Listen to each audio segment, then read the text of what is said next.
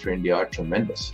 If you think about it, right? I mean, on the one hand, we have an advantage of the demographic dividend, which we need to capitalize on soon, because otherwise it'll become a problem if we don't generate jobs.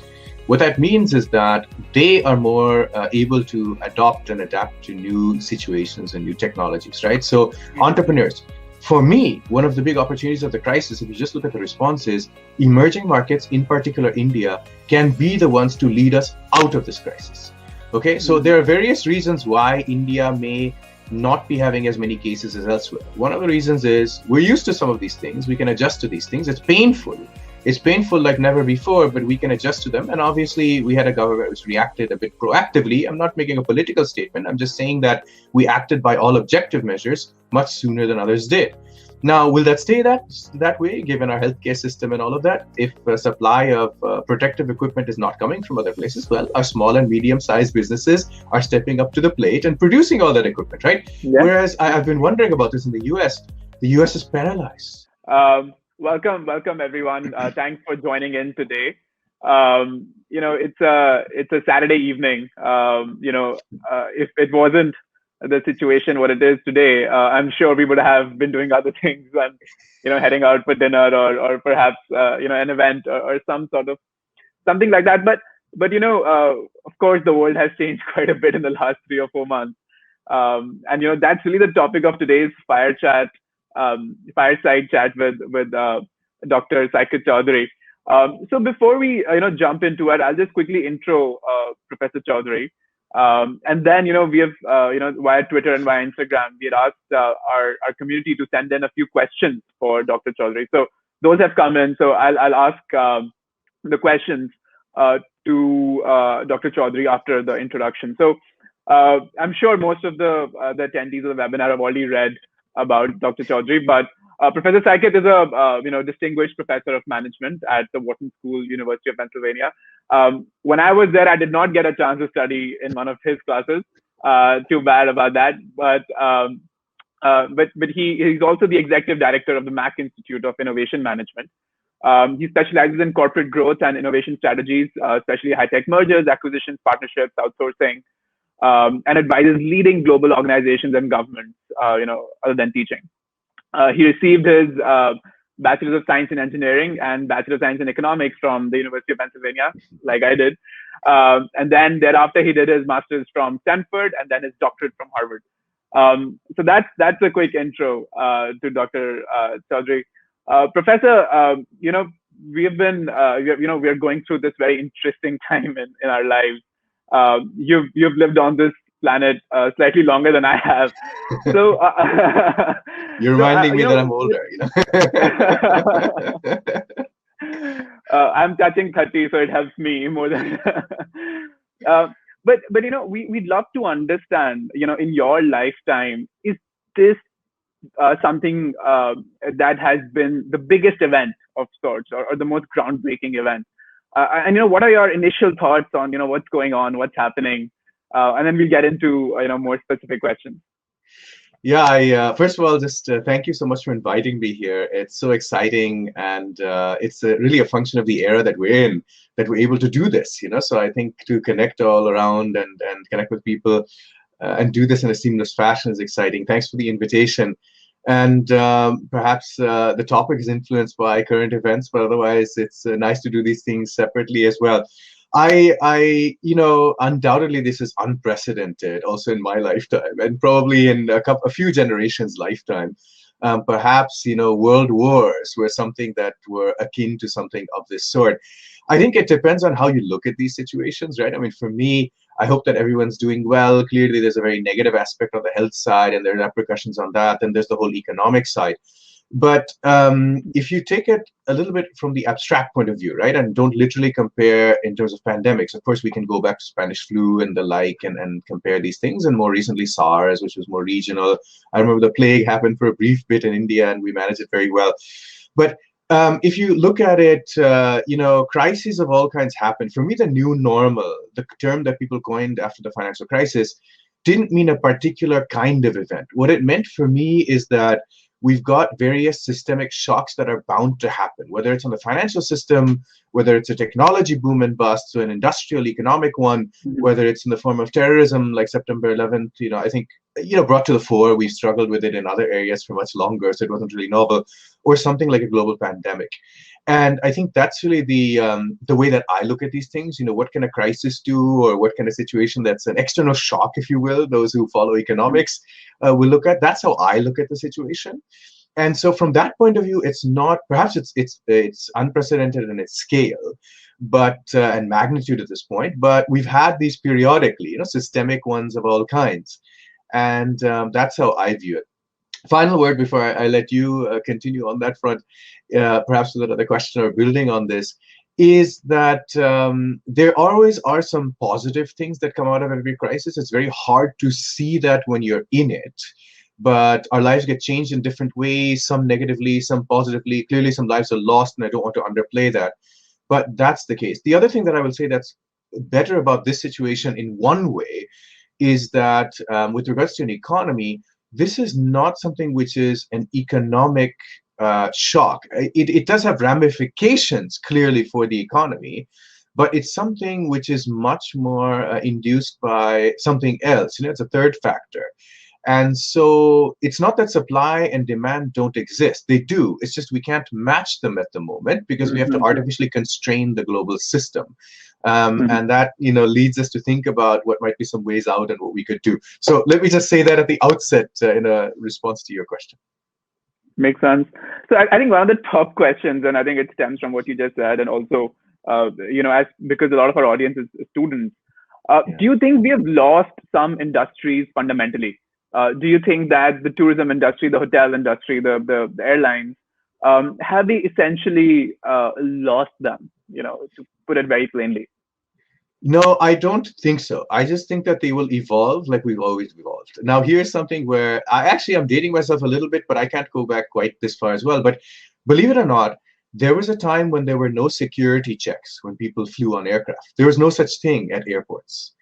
It was, I admit, I'm born in the 70s. It happened before that sometime, but there was a time, so, and I think it was as late as the 1960s, perhaps even early 70s, where that was the case. And then what did we do? We adjusted to it, right? And the same thing is happening right now.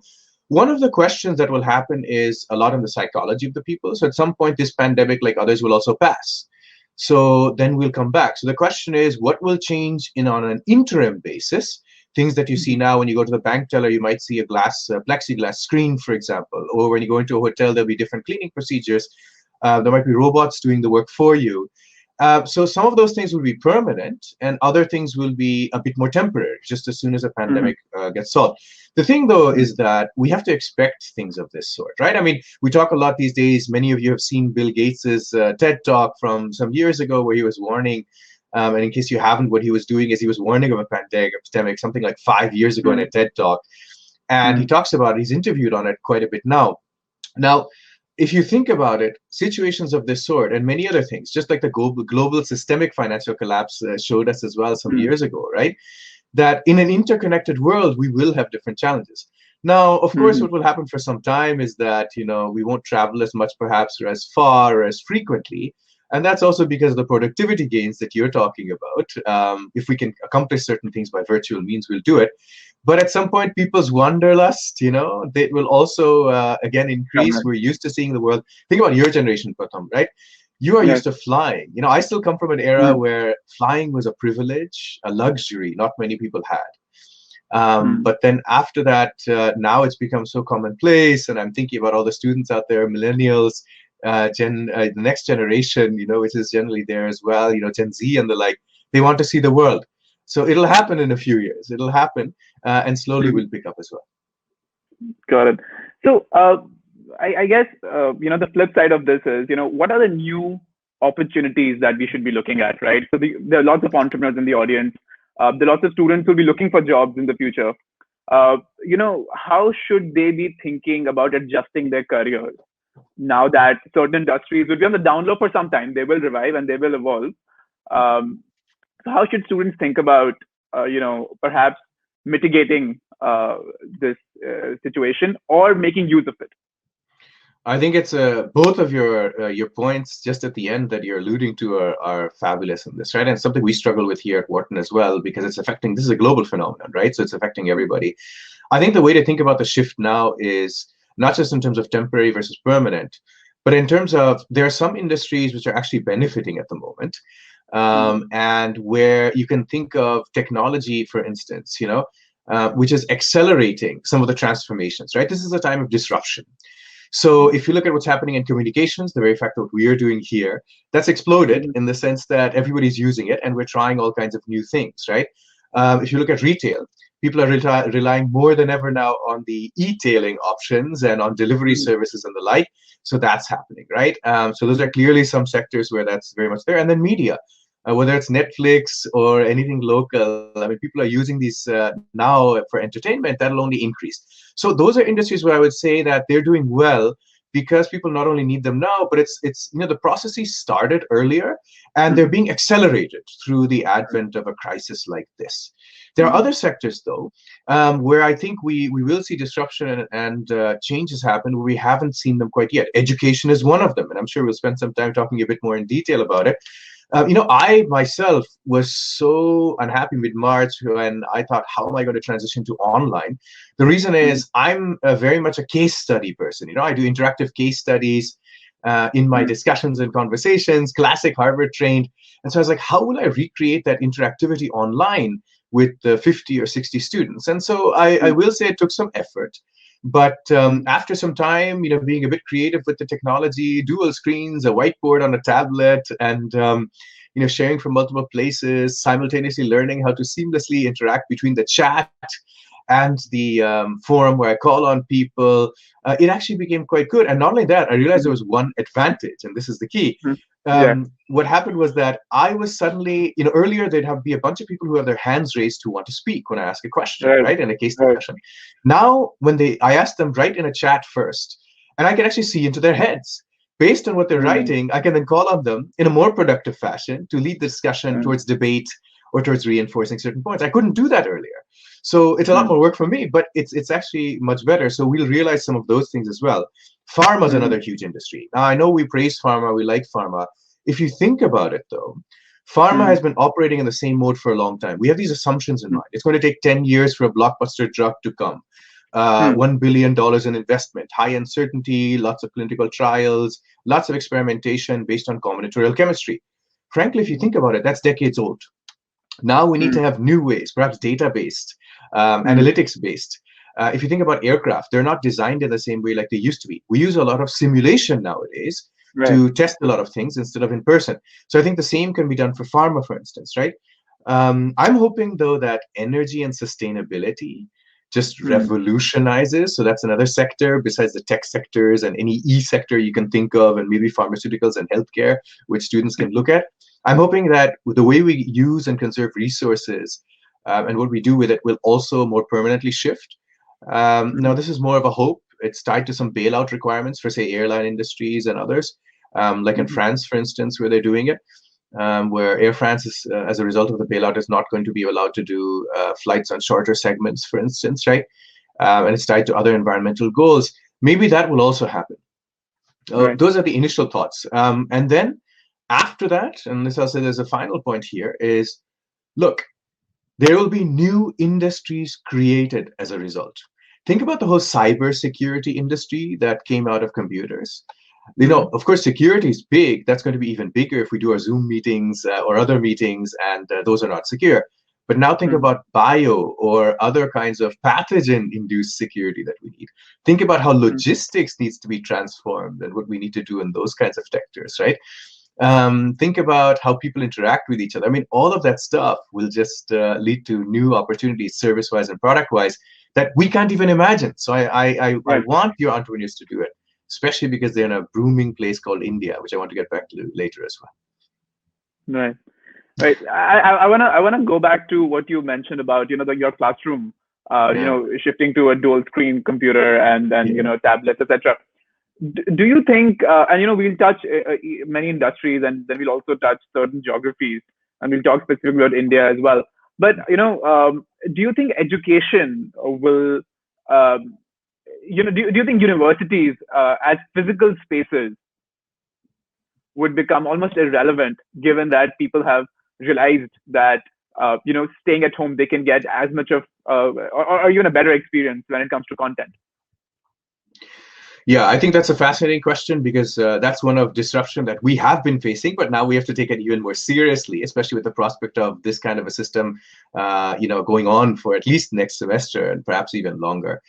I think what will happen is that for me, what's happening is that undoubtedly, online is going to get a lot better, and we can get a lot of education done online as well, and recreate many of the same experiences that we can in person. So there's no doubt that this is going to lead to a revolution on that front, which is a good thing, especially in places where we can't quite offer the same level of education everywhere. The physical distance is also a barrier.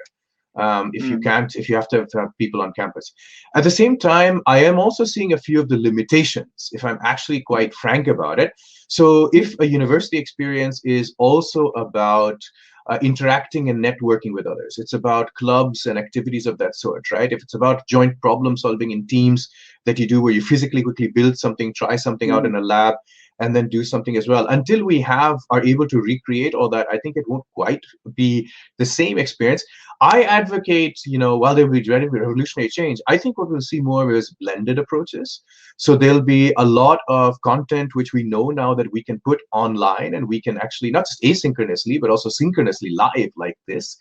But at the same time, we'll come together for specific activities and use the campus more wisely, in a way where it makes sense to bring together people to have networking, broader exposure, lab work, building things, making things, incubation, all of that. Because, one of the things that we're seeing, if you think about overall, both in education, but also in business, people are not complaining right now, because what's happening is we're kind of doing ongoing activities, and we're doing ongoing activities online, right? So if you think about a consulting firm right now, they have existing projects. When it comes to new business generation, however, it's a little bit different. You do have to meet people, you have to be in the same room sometimes, and things of that sort. So it'll take us a little while to get there. The technology is not quite yet. But of course, education will get revolutionized. And that's a good thing, because education has not been disrupted in such a long time, which meant that it was not accessible to a wide swath of the population. And I want to see it democratized. Right. Yeah, I mean, Aristotle taught the same way. I think that I was taught, which is the teacher standing in front of the classroom and saying things. But I think definitely we'll. Let's talk about another industry, which is the oil industry and everything that stems from the oil industry, right? They are at the at the bottom of the food chain, right, or at the top of the food chain, I guess. So now that the oil prices are where they are, how does an industry like oil reinvent itself, right? What do they do differently now, right? Like, I mean, if oil demand goes down, it goes down. And does that mean it takes down all the ancillary industries along with it? Yeah, I think oil is one of those industries which has started to move towards other industries, but it's one of those things they want to control the process, the transition. Why? Essentially, the ideal for the oil industry would be, let's milk as long as we can until the reserves are really exhausted, the classic industry, and then we'll all transition to renewables and everything else. That would be their wish, right? That would be their wish. Yeah. This might accelerate things. Now, the oil price dropping is temporary. Remember that has to do partly with the fact that we don't have much activity going. Of course, we're hoping that there's a more sustainable element to it, and that perhaps we don't need to travel or travel as meaningfully, or when we travel more meaningfully, and when it's really necessary. So the carbon footprint also is there. I would love, I see all these things. You can probably see the Himalayas from your doorstep right now. Yeah. I've been reading about how from Punjab you can see now the mountain ranges, right, which is incredible, right? And so we all want that kind of thing. So yes, they'll have to accelerate their transformation. I mean, there's no doubt about it. Now, basically, they've been doing it already. If you look at ExxonMobil, but especially the likes of Royal Dutch Shell, they've been investing in renewables. It's a question of where they shift their resources, right, and what they do. And these kinds of things happen from time to time. So it's there. Now, will the auto industry suffer? Will everyone suffer as a result? The ancillaries, but also their customers or people who use, these kinds of resources.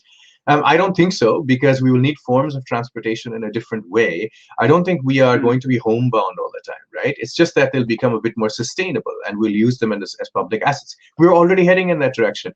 The use of having, for instance, Ola, having, for instance, Uber. This is something which had been accelerating. Common assets which we can all use. It's a more personalized version of using buses and trains and so forth, right? And planes. And we will see that acceleration. So oil will bounce back a little bit, but yeah, they should transform. It's good. This is the incentive that they needed. That's what I'm saying. Don't let what will be the saddest part is if we waste this crisis. See the positive things that you can have, the productivity that you're talking about, the unnecessary travel, but also the commutes, but also things like spending more time, having better work-life balance, all these things that possibly are happening in people's lives, right? Even as they struggle in other ways. And ecologically make things more sustainable. And I want to see that happen. So I'm happy about that, to be honest with you, for the long term, for the long term. Right. No, I think we should not waste this crisis. I think that's really the take away from this. I think that's the most important takeaway. I also want to talk about the companies. So, in my vicinity, a lot of my friends and their companies and some of them are in startups, some of them have family businesses. Now they are reaching a point where, it's been 3 months. They haven't, had a new customer come in, and, they have their debts piling up, right?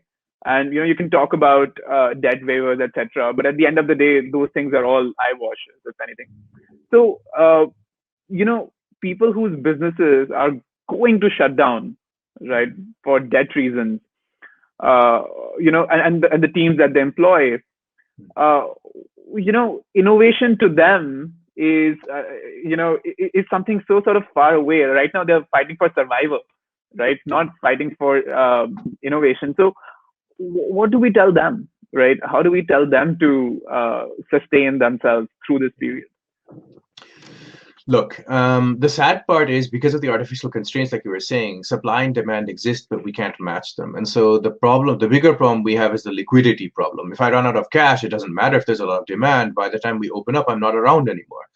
And that's really what you're talking about, right? And on the small and medium-sized business side, that's really where we'll feel all these things. And then what will happen is it'll actually become an economic problem. Why? Because a lot of people will lose their jobs. If people lose their jobs, they're not going to spend either as much, right? And so that's when we'll actually translate into dampened demand. And we're all trying to avoid that. We're all hoping that people will come back. But, honestly, it will happen to some extent. So let me think about it this way, right? Innovation for me. So yes, survival is an absolute must, and liquidity is an absolute must. But I'll tell you one thing, right? Especially in India, I view this, that we adapt. We're better than probably any other populace in adapting. And so think about something very simple. What I see happening, let's say restaurants, okay? I mean, what do you do in restaurants? For a while, we move more into the takeout business. We move more into takeaway type business where people come and they take the food, right? And maybe we have other experiences, like you think about, what the hotels are doing. I get from Park Hotels, for instance, is sending me all kinds of interesting things to do. They have in their club, they have the music going. And it's a 24-hour, it's a party that's going on, and you can log into it and enjoy yourself, right? I mean, temporarily people are doing these things in order to have a loyal following. For the small and medium-sized sector, or just general industry of this sort, you either have to think about new industries or you have to reinvent it. When we think about reinventing, it's not just about product, it's often about process innovation, right? Or business model innovation. I think that's the part which is sometimes neglected in that sense, right? So if you think about, yes, if it's physical goods and services that you produce that are sitting there, then that's a different problem. But for instance, accelerate the move online to the extent you can, right? I mean, if you were selling things, physically, and if it's something that you can sell online, then move a little bit online, right? That's the easier of the types of answers, in this case. Fundamentally, I can't think of too many industries, though, that we will not need at all afterwards. I mean, we might see consolidation, we might see a fewer players in that, but that capital can go somewhere else. For me, one concern, though, is how do we deal with the unemployment problem also, right? I mean, what do we do, and how do we keep our employees engaged? So this is a great time to reskill. Why? For me, the big thing that's happening is technology in all its forms. All this big data analysis stuff, robots, artificial intelligence is being tested because people can't go out and do a lot of things. So what's happening now is that, if you run a call center, let's say, what's happening is that, your employees have to be all around, do things from home. You have to coordinate their activity. If we do tests online, for instance, right? Let's say board exams can't happen. We need all kinds of technology, like not just cameras, but we also need technology that'll tell me that, okay, is this person, being ethical or not, cheating or not? Yeah, We can't eye just have somebody tracking. eye tracking and all that kind of stuff, Yeah. right? I mean, those are the most sophisticated, more advanced forms. But think about simple things like cleaning.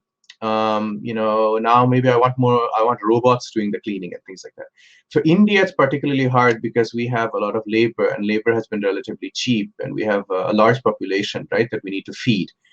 Where I see the opportunities, though, for India are tremendous.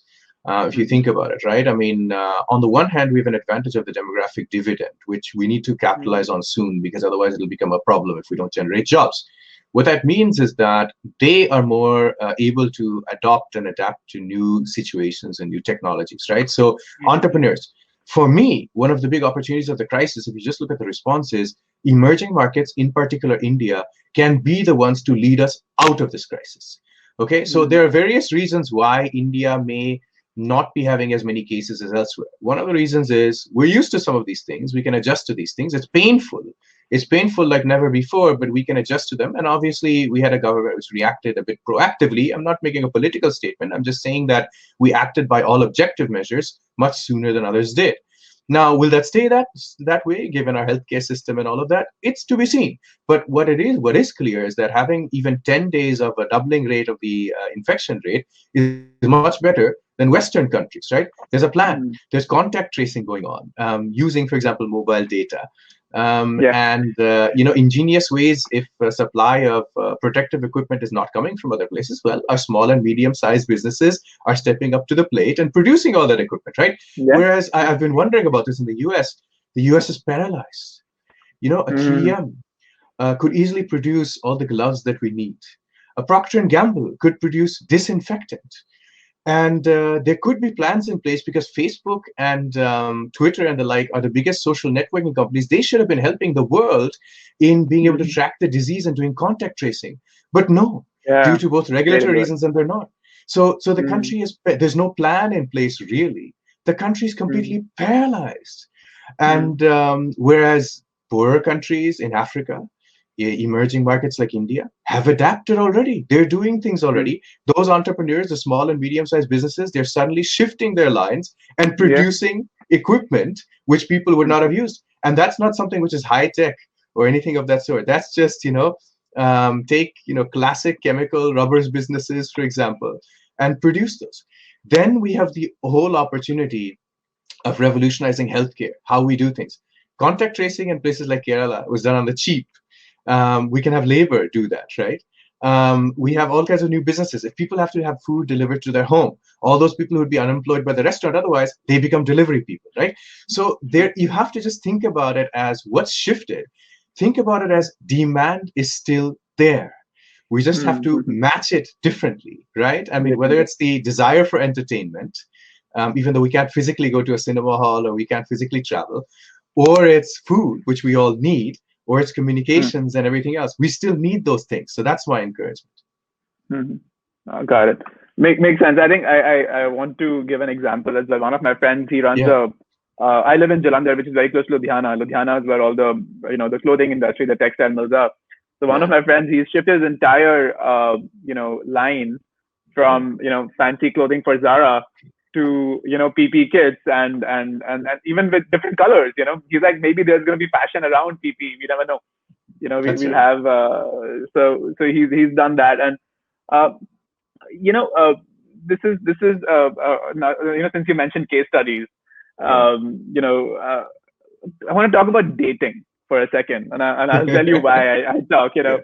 I'm getting married later this year, right? And there are lots of questions around whether the marriage will happen or not happen, how many people would be able to come or not be able to come. All those questions are up in the air. However, had this happened last year, there is no way I could have met my fiance. right? Because you have to meet people in person to be able to build a kind of a connection that leads to a long-term relationship. So I guess my question is sort of more representative of a larger question, which is with social distancing in place, um, if there are fewer marriages, if there are fewer dating opportunities, even that leads to a huge, it's a trickle down effect. So, how do you think about like these micro behavior changes impacting the larger macroeconomics? I think there'll be a lot of those things. People will change their habits, for one. Though I think that's a little bit, I don't know if that's permanent. I think what will happen is that people will still mingle, they'll still interact and do all that, and I think that we will be a bit more careful. But I can't see the human need to socialize is already visible. All these protests around the world that we want to go out, we want to have vacation, we want to do things, we want to interact with people, we want to go to bars, we want to go to restaurants, etc. We're already feeling it, right? So I think that the human need, just from an evolutionary point of view, to socialize will still be there. So I think I can't see that permanently being not happening anymore. I think you'll probably be careful about who you interact with. We've seen that before, though, and in a more now it's turning a little bit serious. But HIV, when HIV first came, changed a lot of behavior in people on casual interactions, but it was just more in the West, well, not so much an Indian problem in that sense. It was, but from a different perspective. So that changed things. I don't want to go that extreme, but the point that I'm trying to make is people adapt. On the other hand, in the temporary sense, what do you do now? Well, look, there was always a system which was a little different. Even India today is an adapted form, right? I mean, we have the entire spectrum, classic arranged marriages, which still exist. And it's not just about educated versus uneducated. There's the falling in love. You meet someone on campus somewhere, let's say, and you do these things, and then you get married. And then there's something in between where introductions are made, or perhaps online portals are used, and then you interact. Maybe it's today you do a bit more of Zoom and get to know each other a little bit, and then you have to kind of feel the connection a bit. Undoubtedly, people might be pushing off some of these things. I think your wedding, maybe it'll take place a little bit later if you think that there's an opportunity to have it in person. Otherwise, you might do a virtual wedding, or you might do a physical wedding, but the guests might be there virtually. You might be a pioneer in that, And in fact, instead of 1,000 people, you could probably have 10,000 people attend your wedding. That might be creative as well, right? But I think you're right. What we cannot transmit by technology yet is those vibes.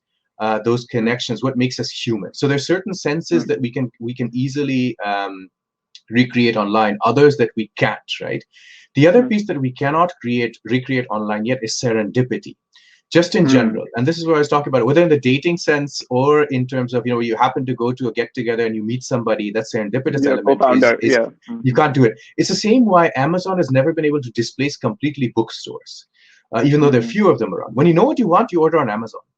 But when you actually just go into a bookstore and browse for a little bit, and you see something, a title that's totally different, let's say about traveling, and you came in to buy a textbook on physics, that's something which we have not been good at. AI is better than it used to be. Like, for example, Spotify or Netflix are a little bit better, Spotify in particular, at recommending things that you either forgot or you didn't know about, music that you might like. But overall, I think that serendipity element is not there. So that's where we need the physical part. That's where I think that the meaningful interactions on campus, for instance, right, in the education sense or in a social sense, will still happen. I cannot see that, honestly, Pratham, I can't see that going away because, we've had a Spanish flu that lasted many years. And it was a lot more deadly back then, right?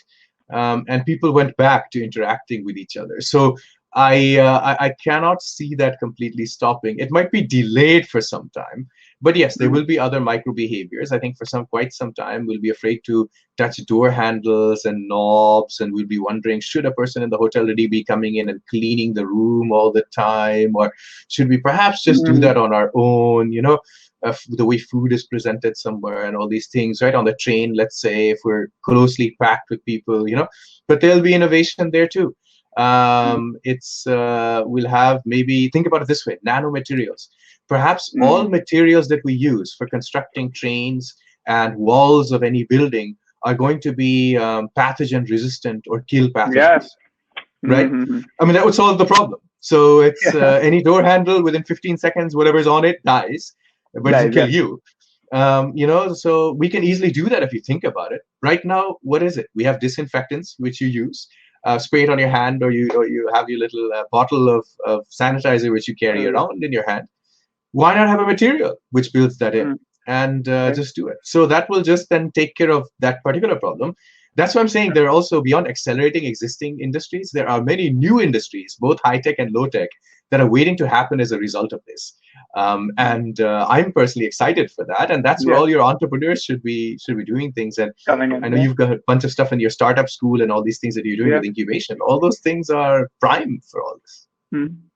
So let me push the envelope here a little bit more. Sure. So have you seen this movie called Ready Player One? No, I haven't seen that one. No. So I would highly recommend you and everyone in the audience to watch it. Okay. You know what that? So that's also post-apocalyptic setting where there's been a pandemic and people don't go out too much. What they do is they stay indoors, but the virtual reality technology is so far ahead that you're living in this sort of alternate universe where you just like put on your headset and you are transferred to this completely new world where you live a virtual life, right? And you meet new people there. You have races. You have superpowers. You do lots of things, right? So the human potential is sort of enhanced by technology. So I want to talk about virtual reality a little bit, right? Do you think that let's say for whatever reason we're not able to find a vaccine and this doesn't get back to normal, worst case scenario possible, do you think virtual reality has what it takes to really create a real experience for us sitting in our rooms? This is a great question because I think it's already happening and it has been happening. So I see that as one of those industries that's only going to be accelerated, right? Regardless of whether we have a vaccine or not, virtual reality is picking up. The fact that we also have eSports, okay? Just take something like eSports in addition to physical sports have become so popular. Who would have thought that people are watching YouTube videos, watching other people play virtual sports, right? And that there are these competitions around virtual sports as well, right? So, and now you can do it from your room and you can interact. You can have avatars of yourself. You can have your self be there in places like that. We already have certain forms of it. You can insert yourself in certain games already. It's just a little bit expensive. It'll become more accessible. It'll become a lot better. I do believe that that'll play a big role just because of the way we see how computer games and everything else is going. It's also quite addictive, right? And a lot of people are just happy being at home doing these things and virtually exploring the world.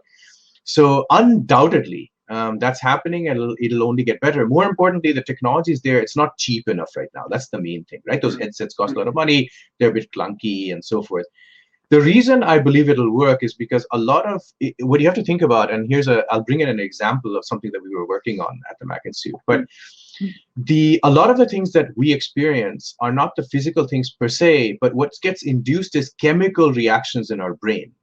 So our reaction to a situation is more the chemical reaction to that situation as opposed to per se, and that's the sense, that's the actual sensation that we feel, as opposed due to the physical enactment. So let me give you an example.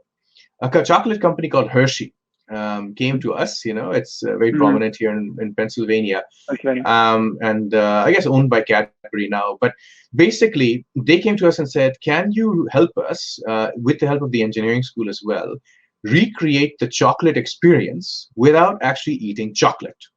So is there a way to stimulate the same hormones was really the question, right? And by images, it doesn't even have to frankly be of chocolate. It could be of anything else. But we want the same chemical reaction in the brain. Of course, they just to make it familiar to people, they would show images of chocolates and do things like that. But it's VR, AR based. Can you recreate all that? And you would not get the downsides of eating chocolate, whereas you would get all the benefits, except perhaps the taste. Sure. So that was something which was mind-boggling for me. I didn't know whether to feel good or bad about that because I quite like the taste of chocolate as well, physical experience. But it's one of those things where basically you have to give it credit, right? So that was already a few years ago. So we will see all of that. So if you think about the brain as being a series of chemical and electric reactions, right? I mean, basically that's what's happening, right? And you can stimulate that in other ways.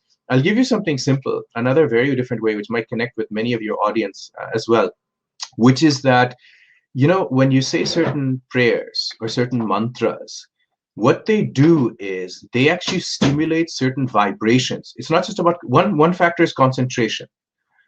The other is it stimulates certain vibrations due to the actual sounds, which releases certain kinds of hormones in your body to produce a certain reaction. I don't know if you knew that, but it's a brilliant thing, and this is like 7,000 years old, so Yeah. it's been discovered before.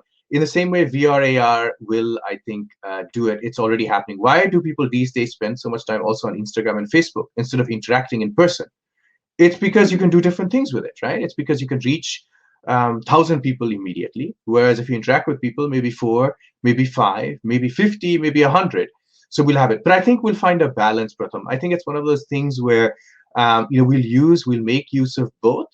And then we'll want to also see, and we will want to touch, we'll want to experience in person. That's also part of the experience. If you see the Taj Mahal, for example, in person, wow, that's a different experience. I'm sure we can recreate it virtually pretty well over some time. I have no doubt. But walking around it, getting the different perspectives, being there with people and all that, perhaps is different. But I see no limitation on the technology in that sense. I really don't. At some point, we'll even be able to get vibes. Right now in a meeting, you cannot really sense as easily, except for facial expressions. How's the person feeling? When you're next to them, you can gather these vibes. I think there will be some ways of transmitting more information now, perhaps by facial recognition software or the things that capture your nonverbal cues, which is already happening, and it's quite advanced. So no doubt. But people will make their own choices, and I think that's what we'll see. Got it. So last two questions, and Sure. Best for the last. How do you think the Indian government, or for example, for that matter, any government in the world, do you think that they're doing what they should be doing? Are they doing enough? Right? Are they intelligently handling the situation, or are they getting drawn into politics? So I guess my question is, where would you give the governments of the world credit, and where would you give them some discredit? Yeah, I give the Indian government a lot of credit for acting very quickly and early in response to this pandemic. There's no question that we would have been in a much worse place had we not shut down earlier. At the same time, for me, the bigger question now is, what do we do next? Because we cannot indefinitely keep an economy closed. So, and we know that our healthcare system at large is, not in a state where it can handle a massive volume should that happen, right? I had hoped that by now, to be honest with you, and this is where the weather and climate has changed, that by end of March or by April, we'd be hitting 40 degrees Celsius everywhere. Because normally we don't like that. But when we got 40, 42, which is normally difficult, from the purposes of killing any virus, there is some benefit of making sure that anything that's exposed gets taken care of through natural means. That part hasn't been helping us in the sense that weather hasn't quite turned as hot this year. From what I hear, at least, there's rains and it cools off every once in a while. But coming back to your point, the Indian government, along with a few others, Southeast Asian economies, have done a really good job of acting very, very quickly. For me, the question is, what's the plan for now going forward, for opening up the economy, for contact tracing, for testing, for isolating cases, etc.? That's where I think the issue will arise, right? Because look, the reality is you can't keep it shut down. It's already difficult, especially for large sections of the society who can't sustain this. All the hand-to-mouth people, what are they going to do? They live from paycheck to paycheck. They live on daily wages. You need to do something, right? So there's a reality of opening up that everybody's facing. And, there's no miracle cure or vaccine that's just going to come on the market next month. We know that, right? Unfortunately, that's why I'm encouraging pharma to have a process innovation so we can shrink that time from 10 years to 6 months and do that, and have a smart way of developing drugs. If you compare, and look at it, the Chinese government, we have a lot of criticisms about in terms of not informing the world early enough. And there are all kinds of conspiracy theories, which I don't want to go into at this juncture. But what they did do is shut down very quickly and aggressively moved in.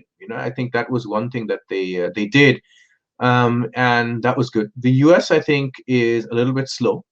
There's on all fronts. There's hardly any enforcement here. You can see people flocking to the beaches and protesting and all that. It's a misplaced notion of freedom. There's no testing capacity. There's no protective equipment. It's just paralyzed. Tracing is also not really happening. There's no system in place for it. So I think that's the farthest behind, sadly speaking. It's one of those things like after the terrorism September 2001 incidents, where the police didn't expect it would come on their shores. They thought it would always be contained elsewhere. And the Europeans have, depending on which country you look at, Germany has handled it well, despite a large number of cases. Others have not handled it so well. Southeast Asia is used to it from SARS. So wearing masks and putting in place things are very good. Taiwan, Singapore had a second wave, but that was due to people coming in, Hong Kong, etc. What does India need to do? India, I think it's a wake-up call. We need to fix, healthcare. We need to have telemedicine in place. You can't look in education and healthcare in countries like India. You cannot use the old model. You have to revolutionize, disrupt it. You cannot physically build so many institutions and physical facilities for the population. It's impossible. Whether in education or in other ways. So we leapfrog. We leapfrog to the next generation. We invest in technologies that help monitor ourselves. For example, everybody has a mobile phone. We can monitor ourselves, preempt, prevent. We invest in new therapies that can be done individually by people, right? That can be dispensed more easily. Those are the kinds of things we have to invest in order to make these things work. From a governmental point of view, right now, in terms of opening up, I think what's going to happen is that, we need to have a very careful phased approach, which is really around quickly identifying areas that where spreads happen, and then isolating those for some time and then bringing it back. It has to be a very systematic approach, But the reality is that we're a big country. We're a populous country. You can't completely contain this thing. We can't just go on the medical side and shut the country down. But India so far has been ahead of the curve. And I would like the country to be so. Really, very much so. So my advice is very systematic, very data-based, very objective. Invest a lot in healthcare and in technology at this juncture. It'll only help the country. And the analog I use is space. If back then Rajiv Gandhi had not invested so much in space technology, India would not have its own indigenous satellites. India would not have the bandwidth that it does. The whole IT industry would not have grown. People don't realize that. And now do the same thing for energy, leapfrog. For smart cities, leapfrog. You've seen the beauty of pollution-free living. For healthcare, leapfrog. For education, leapfrog. Invest in the next generation of things and enable the youth and all the people who are in this room or in all the rooms around the country right now listening to this to do things. And you guys are a part of the solution, with Masters Union. Professor, last question, and you're sitting in Wharton. Is this the right time for students to do an MBA? I mean, really, is the job market going to be on the upswing when their program ends? If they start, let's say today, they're going to end maybe next year or towards the end or the year after that. Do you think it's intelligent to invest in education?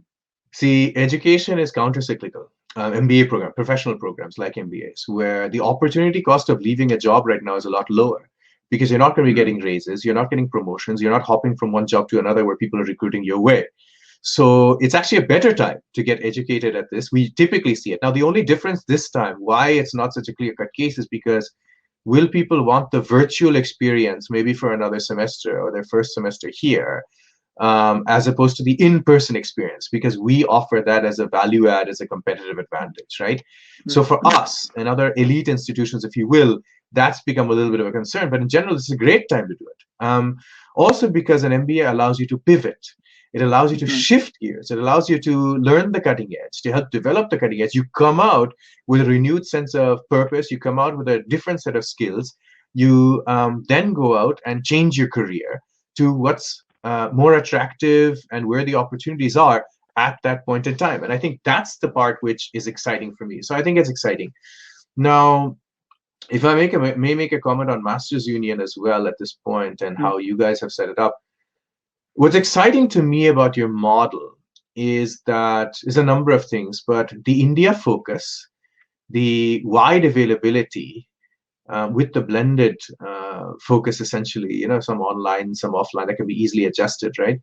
And then the connection to industry, because it's very much, on the ground, what things are happening. Let's figure out together from a theoretical or academic point of view, in conjunction with what industry needs.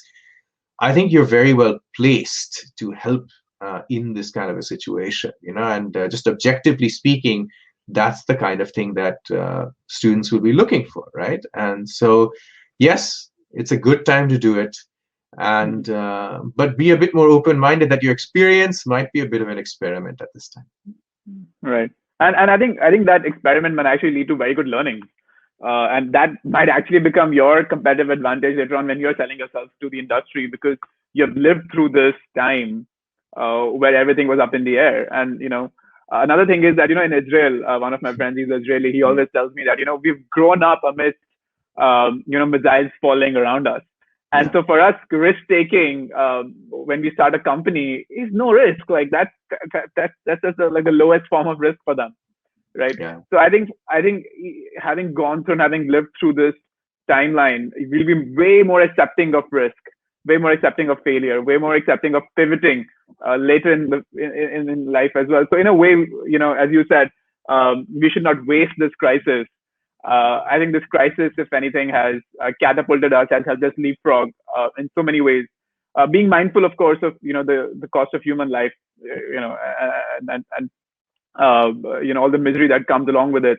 But it's really interesting, Professor, to note. We spoke about so many different things. We spoke about virtual reality, the Indian government's response, oil market, and innovation across these formats. So I'm really thankful for this very wide-ranging perspective. I think we could have gone deep into each of those issues a lot more, and perhaps if we can get more of your time later on, we will. But thank you so much. I want to open up, for the last 10 minutes, questions out to the audience as well. Guys, if you're listening to me, feel free to ask any questions that you have. And I'll ask those questions to Dr. Chaudhuri. So feel free to just message on the chat on the right-hand side of your screen. Awesome. So I see a few questions. So first is about the airline industry, right? And the question is actually very direct, which is, when will it recover, right? Or let me frame it in a different way. How many months after the vaccine is developed, do you think we'll see similar capacity levels what we saw in January? Yeah, look, so this is you're absolutely, I mean, this is a key question for everyone, and airlines have been growing and providing a lot of jobs in a country like India in particular. So it's where we have had the highest growth rates and we're on track. So, the reality is that I think that later on in this year, we'll begin to see perhaps a little bit of recovery. But until the vaccine is developed, like you're saying, we're not going to see a full recovery. And that might take a few years, right? So that's the realistic prognosis that we have. But it's hard to put a time on it. I think the way you put it, after the vaccine, I think after the vaccine comes, though, things will accelerate fairly quickly. And the reason is that we're already going to have to get used to a different normal in the interim, right? So we'll learn to coexist with the virus and start doing things in life. So when the vaccine comes, it'll then be the final release for people to do things, right? And then going out and doing what they need to. Initially, what's interesting, what I'm not sure about, though, is will leisure demand come back first, or will it be business demand? There are competing hypotheses at the moment. On the one hand, people say that business demand is the more essential. So what they say is that, that'll come back first. If people don't need to travel personally, why would they? So that's one hypothesis. The other, though, says that companies will be a little bit conservative and they'll figure out how to use Zoom and online means more. It'll be the pent-up desire of people to see their relatives and do everything else, which will be, the initial wave of recovery. That's just the initial wave, right? And it's very hard to say what will happen. I do know that what I'm confident about is that people will travel. If we go by history, after the last similar thing I can think of is the September 11, 2001 terrorist attacks in the US, which was also not an economically induced phenomenon. And it set us back around 2.5 to 3 years. Because people have this fear psychosis. In that case, it was the terrorism-related angle, which in many ways is even harder to solve because you can't just have a vaccine for it, right? So it took 2.5 to 3 years, if you look at any stats, for traffic to rebound. So I think it'll take that much time for us to fully get back. But, by 2021, in next year, we'll start seeing revival again, and then 2022, we'll get a bit more of that revival. So for sure, that's there. But I don't think that the opportunities there are going to dry up, particularly not in India. We already had a situation where we still have not covered transportation needs. And if it's not airlines, we'll find to be working on other solutions like high-speed trains and maybe Hyperloop and other means that we can use in order to transport. We have big transportation and logistics and supply chain needs in India. Those are not been solved. So the demand side is, for me, much, much larger. I just want a more sustainable form of transportation in the long run. Fair enough. Fair enough. There's another question about investing. When you're investing money, what are some of the new factors that you need to keep in your mind while investing? Things probably that didn't matter until a few months ago. So look, investing has always been a game of long term. If you need money at a particular, especially in stocks, for instance, right? I mean, if you need your money in a short particular period of time, then that's a very risky thing to do if you want to, because you're not sure what cycle you'll get yourself in, right? On the investing side, though, I mean, you can already see a divergence. I mean, if you carefully look at the stock markets around the world right now, certain companies are actually healthcare, tech, etc., are doing better. E-tailing, etc., e-commerce, etc. Other sectors like travel and entertainment are weak. So there are two ways to think about it, right? I mean, invest in those which are doing well right now, but also this is a good opportunity if you have some spare cash to invest, if you're willing to hold on to it, because some things are artificially depressed. If you look at where airline stocks are today or hotel stocks are today, right? I mean, it's hard to imagine a world where even in 3 years, 4 years, 5 years, we're not traveling, right? We're not doing some things. It's not, they're in the gutter right now. They're much lower than they would just be because people have no sense of what things are going to happen. So you can make a little bit of an opportunistic play in that, but be willing to wait 3-4 years. Right now, things are also cheap, so we have to take that into consideration. When investing in general, though, there are a couple of things that people started taking into consideration even before this. One was sustainability. Because you will have, if a business is not sustainable due to either regulatory reasons or otherwise, or the acceptance by the market, it'll get harder. Now we just add another risk profile. We add the risk profile, for instance, of how is your supply chain distributed? Is it concentrated in one country? Is production concentrated in one country or not? If it is, you have a bigger risk. And this is not just COVID related, it's generally related. In an interconnected world, you will have some spread, but you'll also have, you need to make sure that you're not too dependent on one place or the other, because if something happens in one place, then the issue is that you're not able to then bounce back as quickly. So production, supply chains, people will then make an investment, even from a company point of view, and say that I don't want, even though it's the cheapest, I don't want all my facilities, for instance, in China. I want some locally, just because I want to diversify my risk. The same thing applies when you're investing money. Take that into consideration, sustainability, as well as the risk management in terms of my supply chain, for instance, and how do I take that into consideration? Or my exposure generally to particular markets. If it's nicely distributed, I'm better off than if it's very heavily dependent on one market. Got it. So one last question. I think we have time for one last question. We're talking about companies leaving China. They are not happy with China, and every country is trying to lure in companies who are leaving China into their own countries. Is that just a media hoax, or is that something that's actually happening in reality, or we can expect to happen in reality? So it's like the Brexit phenomenon in some ways. It's not that people are leaving England or leaving China or will leave China immediately because the economy is too dependent on it. It's not just production or supply chain.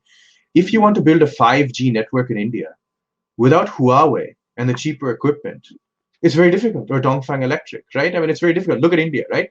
So we can't do away with it. Goods and services, goods are produced also. Supply chains are dependent. It's too important a player in the global economy in so many different ways for us to just say no. It's not economically sustainable to not take advantage of China. But what will happen is for new investments, people will slowly start shifting and saying that, let me also put a plant here. Let me also build another equipment maker there. Let me not get particular minerals only from one country, right? But that's a long-term endeavor. So in 10 years, we will see a different supply chain or investments.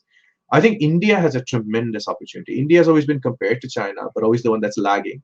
But India has democracy and all those good things which we value, which have always been there. But in particular also, India has stability. India has the ability to bounce back. India has a lot of things where India is perceived relatively friendly, in a friendly way by many countries, right? We have soft influence, such as yoga making waves around the world, right? So these are the kinds of things that India can use in order to really rise to the occasion at this moment and present itself as an alternative right now. I think all of you who are also listening can do a tremendous job of this. For me, I'm so excited. I want India to use this crisis to leapfrog in every single way. Technologically, in terms of smart city creation, in terms of economic attractiveness, in terms of how we conduct our lives, in terms of sustainability. Why? Not just because we can and we have the brains to do it. We are an adaptive society. The reason our society has been around since the Indus Valley days is because we have adapted over time. Darwin has just shown us that we've proven ourselves in that sense, right? This is a time for product, process, business model innovation. It's a time for new novel solutions, not for aping the West or anything of that sort, coming up with our own things. And we are best placed to do so. And the situation right now is helpful for us, ironically, because we have a window where everyone else is stuck in their old ways, and we have mindsets and culture that allow us to be resilient and bounce back in new ways and adapt like we've done in the thousands of years before. Awesome. I think on that note, thank you so much, Professor. This was really, really insightful. I'm really happy with the kind of conversation we had. And I can't wait to see the comments that come. One of the good things about, recorded sessions is that you get a lot of comments. So I will share those with you. And but I hope the audience also had a great time. There was a lot of energy. There was a lot of content that we spoke about last 1 hour. So, Professor, thank you so much once again. Hope to reconnect with you, soon again, and hope to see you in India sometime later as well. I mean, I cannot wait. I cannot wait to come to India. I'm just, I'll be very frank. I know we're out of time, but let me say one thing. And here, I want to emphasize the Indianness in me. As you know, I'm a patriotic person and I love India. I've kept my passport, by the way. Indian passport despite being abroad. Anyway, those are personal decisions. But what I want to emphasize is, I myself am thinking from a practical point of view, if, say, the US does not figure things out in the next couple of months, and I see no plan, and I see Europe, India, etc., figuring out and having a plan, I might be spending, if I have to teach online anyway, I might be spending the fall semester hanging out in India. That's just because I can teach anywhere. So for me, I want to make a statement in that, right? I admire what's going on. Let's see where we're handling it. Let's do it. Let's use the opportunity. All of you take advantage of it. Thank you so much, Pratham. This has been a pleasure. It's been a pleasure. Thank you, Professor. Thank you so much. Thank you. See you soon.